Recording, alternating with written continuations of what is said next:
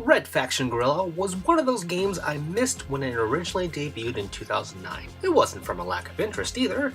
Again, for whatever reason, it just escaped me. Now, nearly a decade later, I can finally rectify my wrongs with this remastered, or excuse me, remastered edition. So let's get to it. The plot is paper thin. You transfer to Mars to work in the mines with your brother, who is quickly gunned down by the ruling oppressors, the EDF, to which you join a rebellion to take vengeance for said brother. That's literally all you need to know, and that happens in the first 10 minutes or so, which is great because this game is basically a giant open world sandbox.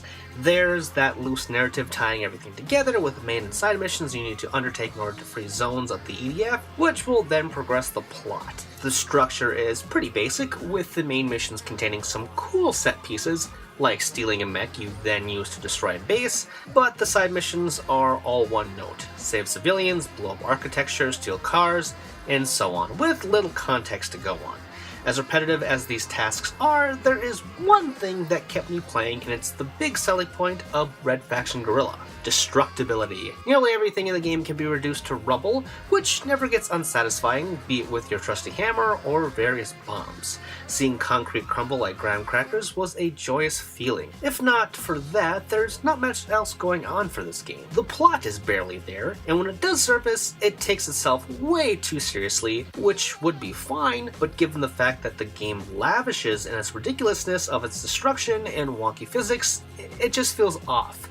On that note, driving and shooting, which is a big part of the game obviously, doesn't feel tight or satisfying. They feel pretty loose. Plus, even with the textures smoothed over for this remastered edition, it's not really a looker. In fact, it's quite ugly unless you like a lot of grays, browns, and reds mixed together in your games. All that may sound like a less than average game, and in some ways, sure. Technically, that is a right-on assessment.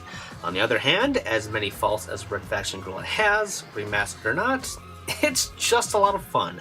Big dumb fun that doesn't make any sense. For $30, that's the right price for this package.